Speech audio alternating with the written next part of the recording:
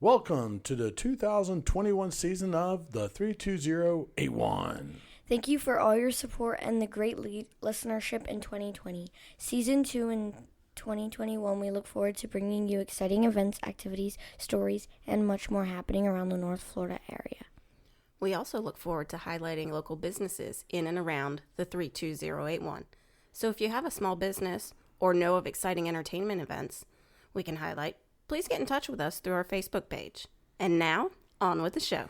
Now, this show is going to be great because we're going to be talking about fishing in and around the 32081. Abster, you did some fishing on some charters. That was fun, wasn't it? That was really fun. Yeah, and now we got Derek fishing around in some ponds we know, so we've got some experts coming in to talk about that. But before you go fishing, you got to get geared up. You got to look good, right? Yeah. And we know somebody that can make us look good. And you got to feel comfortable. And feel comfortable, that's right. We know someone that can make us look good and feel comfortable in Nocatee gear. Austin. That's right, Austin. Regardless if you're going fishing from a kayak, shore, or charter, you need to look great. So joining us now is Austin from the Knock Shop. Hey guys, how's it going? Great. How are you doing? Going good. Really good, really good. Thanks for having me on. We are ready to get knock outfitted. Okay. That was not funny. No, that was not funny. You didn't like that one? No. You mean it was not funny? All right. Okay. No. So Austin, the obvious first question is, can you tell our listeners your website address and the fun things you have online? Sure, absolutely. So you can find us at www.shopnocatee.com, and that's the store, Shop Nocatee. And we started off having shirts, t-shirts, long sleeve, sweatshirts, and we also have tumblers on there. We have bumper stickers, and we even have head covers for your golf club. And yeah, just a bunch of fun stuff that we've been able to put on there. And we're trying to add products all the time. Anytime we can find something that, is good quality and we can make look nice and everything, that we're constantly trying to put new stuff up. But that's about what we have up there on the moment. So if someone wants to order something online, what can they expect from their experience, and how long does it take for them to receive things?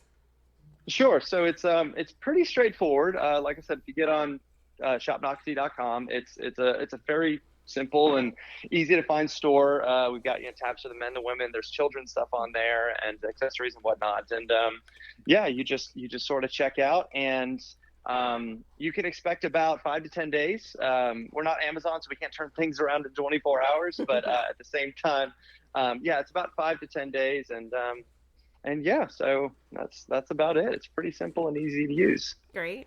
So in complete transparency, Austin, we're neighbors. We live in the same neighborhood, and until the other night when we were actually enjoying some driveway drinks, I had no idea that the Nocatee shop was completely separate from the CDD. I didn't know that you guys owned it, and I think that was part of my part was that I'm thinking I love the stuff, but I'm already paying these CDD fees. So can you talk a little bit how this family-owned business got started right here in Nocatee with your family? Sure. And Todd, you would not be alone in thinking that. We get emails and questions and stuff all the time. People saying, hey, can I come pick up my stuff at the resident services instead of having it shipped? No, we are the resident services. We're not the developer. We're not a company that's like really affiliated with Nocatee at all. We're just residents that have lived and breathed Nocatee for years. We lived up in 20 Mile, and then we sold our home, and of course now we live down in Crosswater. And we've been around Nocatee forever. My wife and I we love it. So we're not the developer, we're not the CDD or anything. We're just residents. We're just people that you see at Food Truck Fridays, and you'll say hey to at the water park, and we're just normal people. And we just had this idea of like, there's all these great communities and things all around the country, and they all seem to have, shirts and stuff that you can buy and, buy for a Christmas present or buy for, a family member that comes in town or something like that. And we thought, Nocatee doesn't do that. And I guess they're just so busy doing Food Truck Fridays and, building amenities in neighborhoods and all that. And they just weren't doing it. And so we just reached out to them. We're not, merchandiser by trade. My wife's a stay-at-home mom, and I'm a civil engineer. So this is by all means, brand new territory for us. But we reached out to the park group and just said, hey, can we do this for you guys? We really just want to enhance the brand. We know that there's a lot of people that love Nocatee and would love to put the NOC bumper sticker on their car, or would love to have a piece. Pride. Exactly.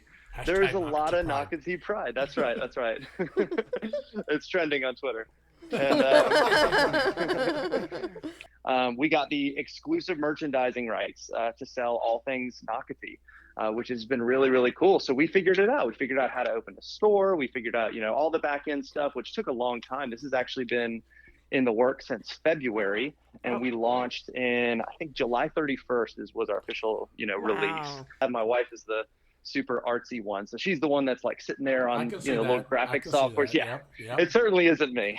I'll tell you what, if anyone had any doubt that Austin was a resident here, okay, he just said enhancing the brand. That's Not right. Enhancing the lifestyle. We're enhancing the lifestyle while we enhance the brand. Okay. I know. Totally drinking the Kool-Aid. Yeah. No, like we've been a part of Nocatee forever. Yeah.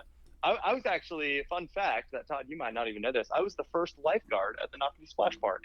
I did not know that.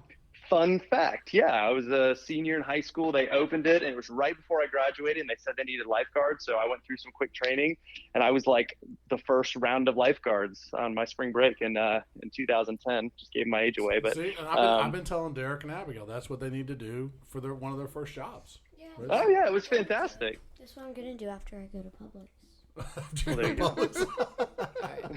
All right. Austin, what I think is really cool is how you partnered with someone right here in Nocatee to design a one-of-a-kind golf club cover for Nocatee residents. Can you talk a little bit about how that happened? Yeah, that's actually a pretty neat story. So, like I said, this thing's been in the works since February, trying to get it off the ground. And, I'm, Todd, I'm always outside, talking to the neighbors and hanging out, letting the kids play and all that. And my neighbor right across the street, Drew, owns a company called August Covers, and they make golf head covers. They make really good head covers too. They're really good. Handmade. Oh yeah, no, this isn't like something that he's outsourced anywhere. This is, he's doing it in his house, in his spare time, because he's an enthusiast. I mean, he's more than that, but he's incredible. He makes a really, really good product, and I've always liked it. And I was just like, Drew, oh my gosh, I can't believe we haven't thought about this before, but you should totally make a head cover for Nocatee, and we could put it on the store. And he's like, oh my gosh, we had been talking for months about the store and about August Covers and all that, and we never put two and two together. And then all of a sudden it just hit us one day. We're like, oh, we should totally do that. That's great. So yeah, he is a Nocatee resident that hand makes one of the products on Shop Nocatee. And it's really neat, and it's got some great feedback, and he's, loved getting to, not only just send product off to customers, but send product off to his neighbors. Somebody on our street bought one of his head covers, and so they got it on their club, on their clubs, and I got one of his on my clubs. And it's just, it was a neat story. It's sort of like a match made in heaven. He's right across the street from me, so it's like, it was bound to happen. Austin, you have a lot of cool shirts and accessories on your site. I have to ask, what is your favorite one, and which one is Vicky's favorite? So this is probably a moving target. It changes a lot. Like I said, we have stuff, cycle in and out of our house all the time, because we're constantly trying to update things and whatnot. But I will say that Vicky's pretty firmly settled on the tumblers. We've got a couple different sizes on there. She likes, there's one for like a stemless wine glass. Nice. Tumbler. Nice, yeah, it's excellent for standing out in the cul-de-sac, as we frequently do. And so we got one of those, and it said "It's a Hard Knock Life" on it, and she really liked that. A lot. That was good. Yeah, that was good. That's pretty neat. We've got a Live the Lifestyle one anyway, so we got a couple of those. And for me, I have recently switched my new favorite to our sweatshirt. And when I got that sample in, it was just one of those sweatshirts that it sort of swallows you. I mean, it's not like super oversized, but it's just so comfortable. So when the kids go to bed and I put my sweats on, I throw that hoodie on, and I'm asleep on the couch by 8. It's just so nice. Derek's eyes just popped up when he heard hoodie. Yeah. Well, you really just walked right into what I was going to ask you next. Okay. I really like the Peace, Love, and Golf Cart shirt. And I was going to ask, how do you guys come up with your ideas? So there's not some big fancy marketing agency in the back that's coming up with all this stuff. It's called the cul-de-sac. Vicky and I sitting there.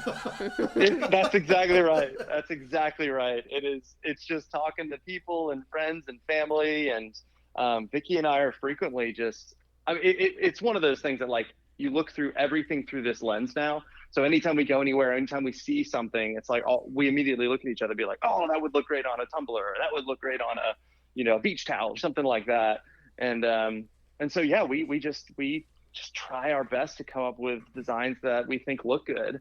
We don't want to put anything on the store that we wouldn't wear ourselves. So like our samples are like our favorite articles of clothing, because we design them based on stuff that we like, and we design them right here in our house in Crosswater. We've just done the best with what we can, and we're pretty proud of it. We think the store looks really good, and we really like the designs on the products. Yeah, thanks. But yeah, all that's done in house. That's not it's not some big fancy artsy person that's drawn all this stuff up for us. We're just trying to make do with what we got. So Austin, what's that website again where people can go and place an order? Sure, it's www.shopnocatee.com. Okay, and listen, all you Nocatee residents out there, and even visitors that want a little piece of Nocatee, make sure that you visit there.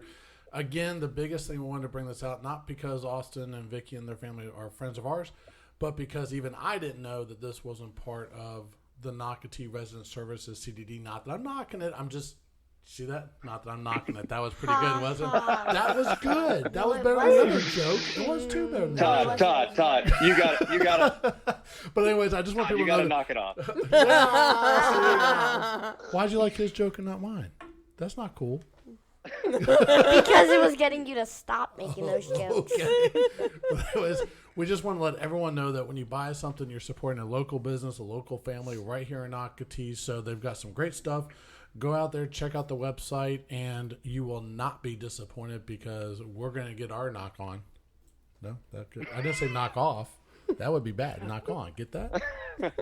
Abigail, you're not liking any of my jokes tonight. All right. No. Well, Austin, thank you so much for joining us here on the 32081. Thanks, guys. We do appreciate it, and we wish having you all the best in this endeavor, and we will definitely be one of your supporters. Awesome. Thanks, guys. Thanks for having me on. It was a blast. All right. Talk to you soon, Austin. Everyone, I'm excited to introduce a great friend of our family, Tim Stouder, who I also call Uncle Tim, since he treats us like his niece and nephew. He has taken Derek and I out kayak fishing, and we invited him to the show to give us some tips on fishing in the 32081. Hi, Uncle Tim. Hey, guys. You got the first question, Abigail? Keep going. Let's keep going. Uncle Tim, we have two kayak launches, one under the bridge and the Nocatee kayak launch. Is one better than the other? That's a double-edged sword, right? So the kayak launch underneath the bridge is extremely tide specific. So at low tide, you're going to wade through some mud, and that's really not conducive because it can be pretty deep there. Safety-wise, that launch underneath the bridge is right across from a very extremely now busy boat ramp. We noticed that. We noticed a lot more boats when we went over and had lunch at Palm Valley Outdoors. It looked like there was a lot more trailers out there. Yeah. So, I mean, the shop and the restaurant's been there for 3 years now, 2.5, 3 years. And the shop's been there for just over 4 years. So the boat traffic, and it's not necessarily just all of Nocatee that's causing the boat traffic. It's just boat traffic there in general has exponentially increased 1,000-fold. So, fishing wise, right? So the other ramp tide wise, it's not specific. High tide, low tide, whatever you can launch, it's no big deal. It's just the one under the bridge can be a little bit more, I don't want to say scary, but you got to stay on your toes because you got boats launching.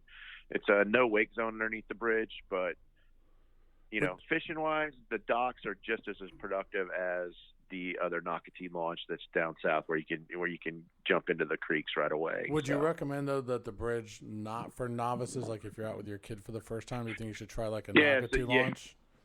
Yeah, if you're out with your kid for the first time, you for sure would want to go to the Nocatee launch, not the bridge. Okay, Tim, I was just curious.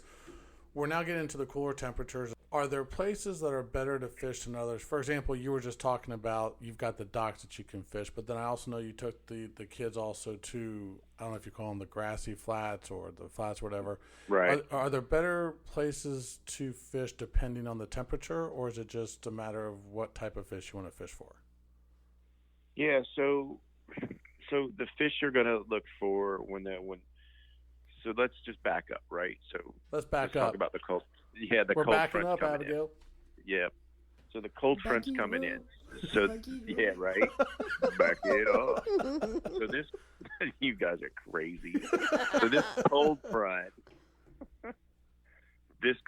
going to cause probably anywhere from a 5 to 10 degree temperature drop in the water. Oh, wow. That much? Yeah, because our high tomorrow is going to be 50. Our low tonight, I think, is 35, 37 degrees tonight. Whatever this is, the 30th of November. Yep. Right. So that's probably going to cause a 5 to 10 degree water drop. Now, is that going to stay?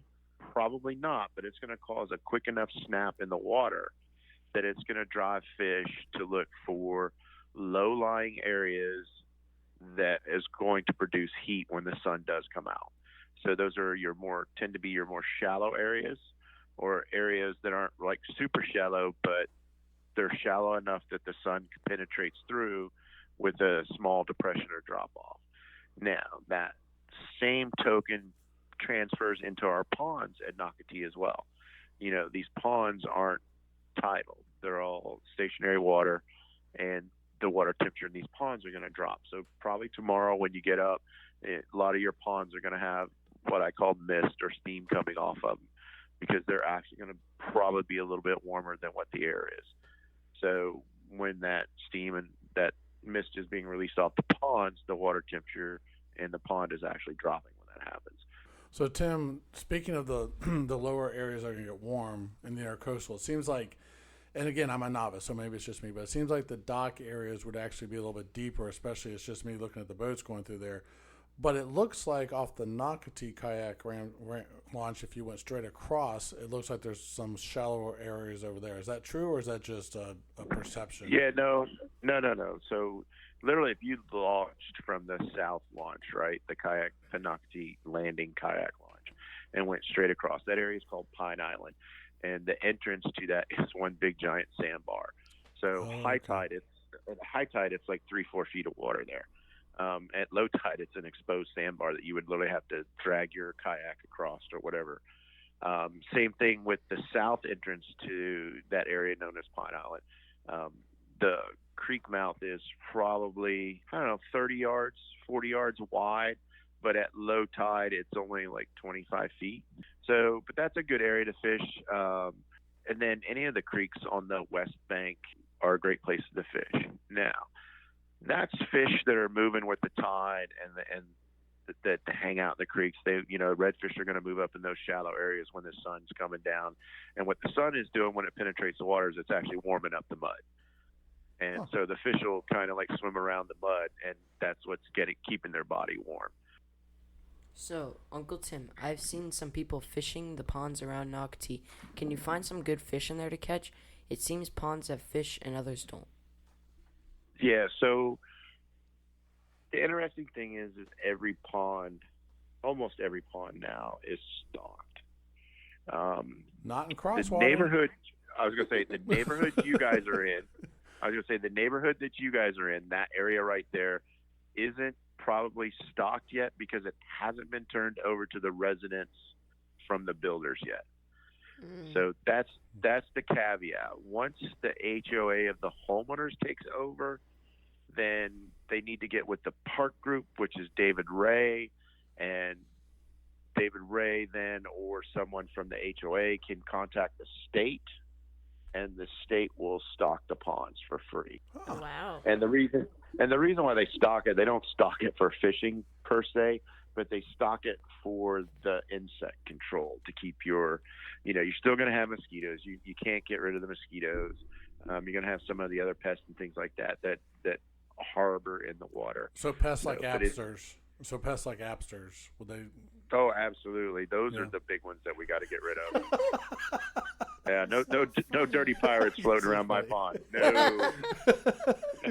No dirty pirates. I get out the cannon for that. We start shooting at them. For those of you that want to know, Uncle Tim started calling Abigail the pirate because he kept ramming. She kept ramming her kayak into his. So yeah, By accident, because I couldn't by steer. accident. Accident. Yeah. I believe the words were, "I'm about to board your boat," and then ram. So if that's an accident, okay, I understand. Back to what you were asking, right? You are correct. There are some ponds that don't have life in them that are conducive for fishing means, meaning there are no fish. But a lot of them do have fish in them. Some of them, there's a few natural ponds that were here before, roads were. It was just, they built the roads around the ponds. Some ponds are extremely deep, like what is this, Timber Lake, which is over here off Valley Ridge, over on my side of the world. It's that pond there's probably one of the deepest ponds that we have in the area. It's like 67.5 feet deep. And and also real quick before Kendra asks her question, just to remind everybody out there, especially those of you that are not from Florida, please be careful for snakes and alligators. Those of us that have been born and raised here, we're used to looking out for them. So make sure you stay safe because you'll never know what's in a pond here in Florida. So yeah, that's a given. I always keep my eye out for them, and I fished a pond a couple days ago, and literally a little 4-foot alligator surfaced. The water was real stained and dirty, and he literally surfaced 2 feet from me. And I mean, he could have easily lunged and tried to grab my shoe. Yikes. But yeah, that's what I said. So that was an instant reel it in, grab my rod, leave, and go home and change my shorts. So, hey, Tim, if you're fishing in the intercoastal, do you recommend a certain kind of bait, such as fake versus live, for someone just starting out? Yeah. So starting out, the easiest thing I'd tell you is some sort of cork. Float it with the tide. Okay. So literally you can, I'll use the south ramp, and I even use the one, under the bridge. The one on the bridge is a little bit more tricky because you kind of maneuver the rocks. I don't recommend climbing down the rocks. They're extremely sharp. You could fall and get cut up pretty bad. And I've seen it 100 times of people falling on those rocks and getting pretty bad hurt. So, but, fishing from there or fishing from the kayak launch south is fish with a float with about, 18 inches of line underneath it, a small hook, and a live shrimp. Shrimp are in the water all year round. For the most part, the winter, they kind of go dormant, go back in the grass and things like that. But it's a great bait because it's a number one food source for almost every fish that's in the water. But if you float it with the current, whether it's coming in or going out, so your cork's going to actually move and just float. And it's going to basically do what the shrimp would naturally do in the water, is float through. Mm-hmm. And, it'll float all the way to the one side, reel it in, throw it back out. That's option A. That's the easiest way to fish. The second way to fish would be to put some sort of weight on there and put it on the bottom. The weight is going to be dependent on the current. Okay. Mm-hmm. And the ideal is to use the least amount of weight possible to hold the bait in position. Now, I can't tell you what that is, right? So as a novice, that's where, okay, I'm going to start with a 1/4 ounce. And if I throw it out and I threw it at, we'll say 12 o'clock, and it stays at 12 o'clock, then no need to put any more weight on. But if I throw it out at 12 o'clock and the tide's coming in, right, and so it's going to move left, and then so if it starts moving, now it's at 11, now it's at 10, and it comes to 9, okay, I need to go heavier. So maybe I go 1/2 ounce. The biggest mistake novices make is they go out and they put way too much weight on it. And what they don't understand is the water in the intercoastal is silt on the bottom. So before you get to the hard part, so you put the weight right in the mud. You bury the bait down in the mud because that weight's just going to go right through that silt, and it's going to drag your bait down in there too. Uncle Tim, when you go out kayak fishing, what are must-haves that people should take with them, and what do you recommend them having? Right. So Coast Guard regulations state that all persons on kayak, doesn't matter what their age are, has to have and I call them life preservers, right? They have to have a life jacket or a personal flotation device and a sound producing device. Now, That sound-producing device can be everything from, a foghorn to a whistle. Typically, most people just carry, a little $1.50 plastic whistle. Those are your requirements. Now, the regulations also state you don't have to wear your life jacket. You just have to have one with you.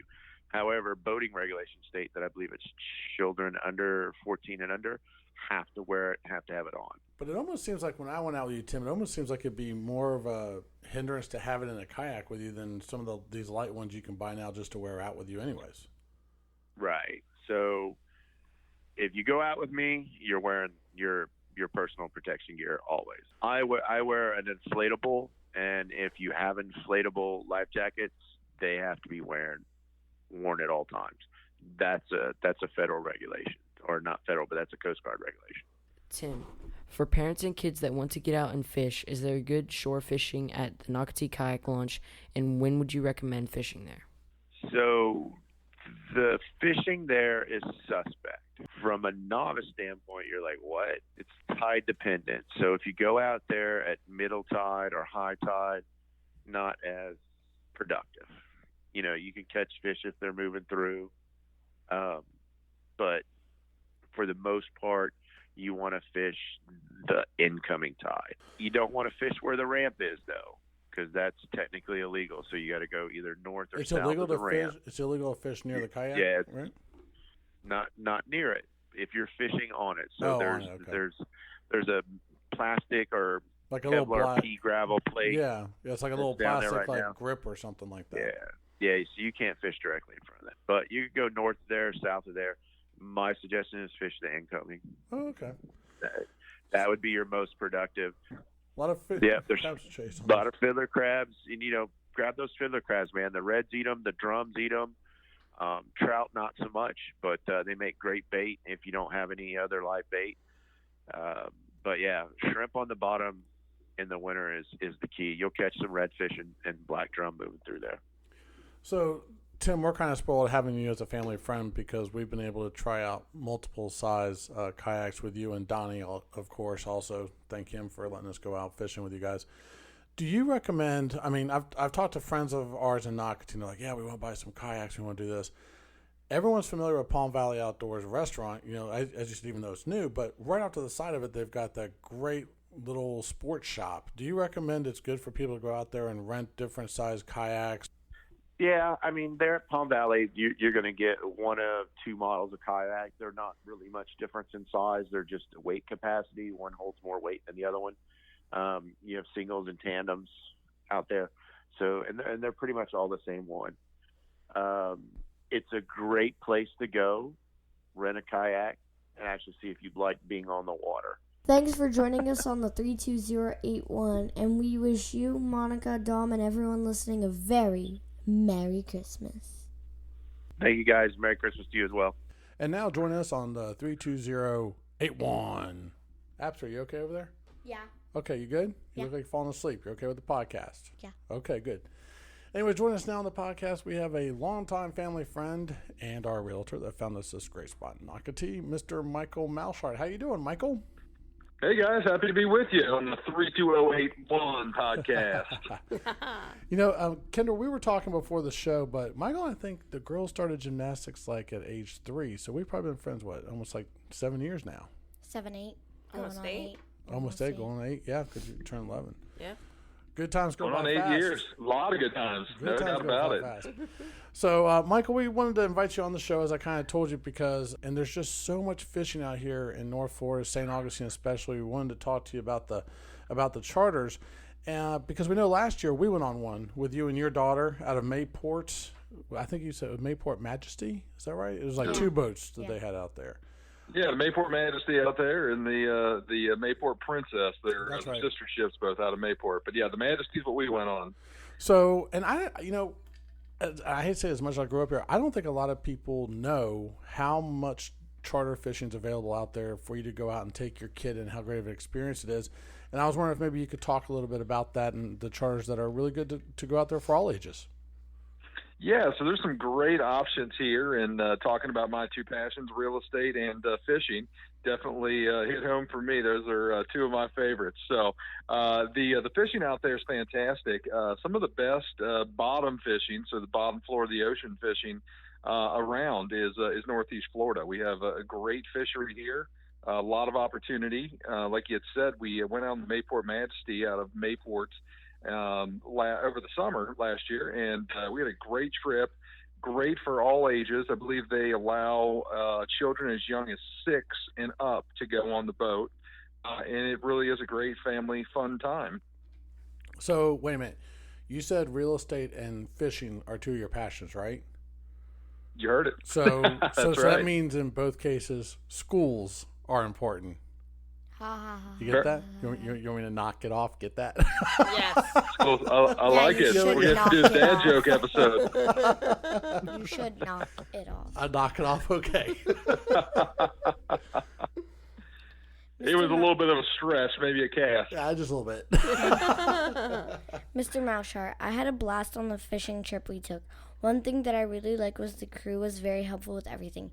It seems like even if a parent isn't experienced, like my dad, they are there to help everyone, even you. Even me.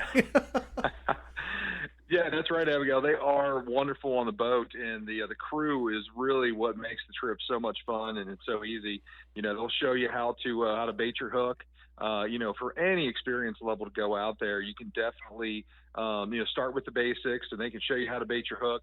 They'll certainly point out some of the fish that are coming up and what they are, and if they're a legal size or an edible fish, and certainly keep you away from the dangerous ones that have some teeth, the toothy critters that are out there that can cause you some problems. Some barracudas. I think we had a fun experience with one of those when we were out there. We had a couple of races. Can we get the fish on board before the CUDA?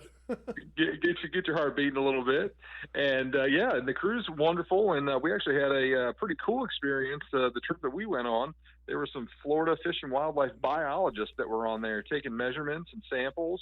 So we got a little in-depth education while we were out there as well. Yeah, we also got some stickers. And most importantly, we got some stickers. Yeah. So the crew really does make for a great trip, and they do a great job. So I think we all had a good time, and certainly we were able to do that because the crew was there to help in such a helpful manner. I thought it was kind of cool also that you mentioned about them helping, but you were very much more experienced than me, no doubt. I looked at it, I'm like, you need more hooks? And you're like, I catch my own bait. I'm just not going, what? They gave us bait. But it seems like they were really cognizant of helping the people that need to be helped, but also people that are experienced like you. They're kind of just check on you, make sure you're okay, and kind of let you do your thing. Yeah, they're great. Some of the things you run into out there, you kind of get some tangles with some of your neighbors that you're fishing next to. And I'll tell you what, that's one thing. I love to fish, and I have my own gear that I bring with me when I go out there. But when it comes to knots, I'll tell you what, those guys are masters at getting those knots undone. So they really are there to help you. At any skill level. If you need a little more in depth, they'll definitely be checking on you a little more. And if you're good to go for the most part, they'll check in with you just to make sure everything's going well and you're having a good trip.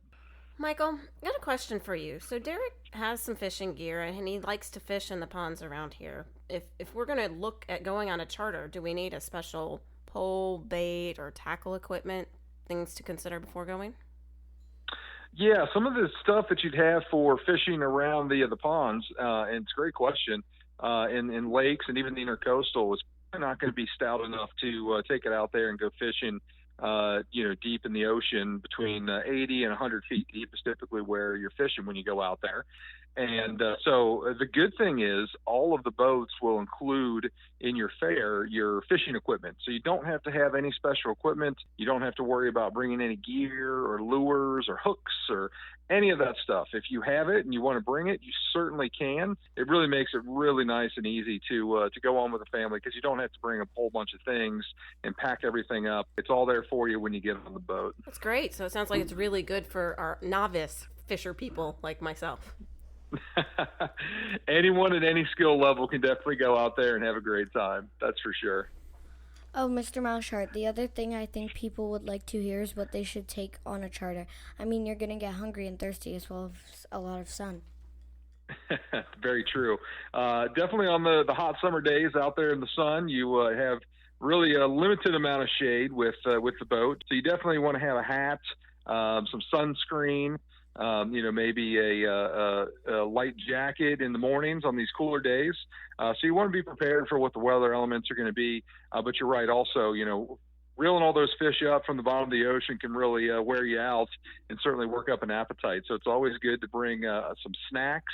I always like to bring a Snickers bar. That's my secret weapon when I'm out there. That gives me a little jolt when I need a little sugar rush to keep on fishing. But bringing a lunch, bringing some water, and I think even some of the boats will let you bring a few beers on as long as they're not in glass bottles. So for the adults out there, after your long day of catching, hopefully you can have a nice cold brew on your way back in as well. I will just say that just caps off the day very nicely. Get that one, Abigail? Caps off the day. Get that? No. Yeah, they're not going so well No, tonight. they're not going so well. I'll knock it off. You're riding the wave tonight, Todd. Oh, there we go. Yes. Crash and burn. Oh. Michael, Derek and I didn't go yet. So what happens with the fish you catch? Do you keep it? Do they clean it for you? What can people expect? Yeah, so that's a great question, Kendra. When you go on the boat, the mates are really there once again to make sure that you have a great time, and they're also going to be there to let you know what type of fish you catch.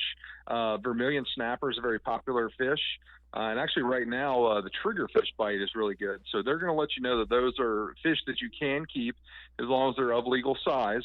And what the mates will do is they'll actually put them on ice for you right then and there. And they'll put them on a stringer for you. If you're fishing, you and your family or you and your group, they'll put them all on the same stringer for you if you want, or they'll separate them out, however you want to do that. And then when you get back to the dock, they'll unload them for you and they'll take them up, and you don't have to worry about cutting and filleting fish and doing all the dirty work there either. The mates will actually cut up all the fish for you and send you home with some nice fillets to cook up any which way you wish for dinner. Oh, fantastic. Yeah, you can't say enough about the crew. And just a little tip for everybody out there, if you don't have cash, make sure you do take some cash on some of these charters because these guys work hard and they do appreciate tips. Just want to throw it out there for them.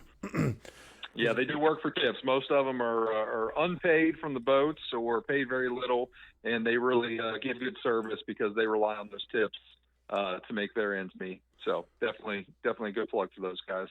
So take care of them. They'll take care of you. They do. They really do a great job. And last but not least, one thing I want to talk about. I know we talked about going on charters with kids and stuff, but I know that over the years you've told me about some of the success that you've had on some of the longer charters. I know we took our daughters on like an 8-hour one, I think it was, Michael, and it was perfect. It was the perfect length for them. But I know that sometimes, like, might have a bachelor or bachelorette party these days that want to go out fishing, or you might have a group of, just adults from the neighborhood. There are some other charters available in St. Augustine that go out a little bit deeper, maybe for a little bit longer, and go after some bigger fish, aren't there? Yeah, so there's some great charters, a lot of good charter captains around the Mayport area and also St. Augustine. One that I've had a lot of luck on this past summer was Real Dream Fishing Charter and Captain Adam, and he does a great job getting you on the fish. We've had some really, really epic days on his boat. But you're right, Todd. That's for someone that's maybe a little bit more interested or a little bit more wanting to get out there a little bit farther. Those boats will typically hold 6 people, and that's the license that the captain has. Boats are usually a little bit faster, so you can get a little bit further out, and usually go a little bit deeper to catch some of the bigger snapper and grouper. And those trips will typically, you can do anywhere from 4 to 6 hours, and then 8 hours like we did, and even 10, 12.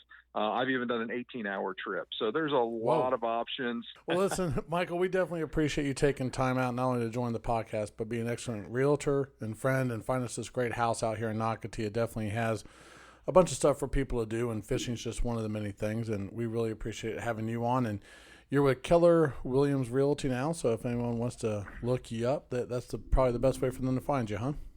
Yeah, absolutely. Take a look. You can give me a call anytime or look me up on the web.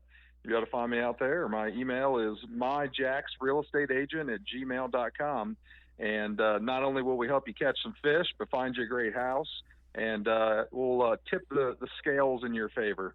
Awesome. That one's for you, Abigail. All right. Well, thank thank you so much for joining us, and we wish you the best, and Merry Christmas to your family. Even if people are listening to the show after Christmas. Happy Hanukkah. Yeah, so hey. So anyways, best wishes, Michael, and thank you again for joining us on the Hey, thanks for having me on the podcast. Yeah. So, all righty, take care. All right. Thanks, guys. That was a good show. I thought it was great. I'm looking forward to doing some fishing after what we learned from Tim and Michael, and also looking good and visiting the Nocatee shop. It was a good show. Yeah, it was really interesting. And also, for all those of you in Nocatee looking to do some fishing, there is a new Nocatee Facebook group that has started around fishing, talking about fishing the ponds around here and stuff too, so be sure to check them out. But that will do it for this show. We're looking forward to seeing you on the next one. I'm Todd. I'm Abigail. And I'm Kendra. And this is the 3, 2, 0, 8, 1.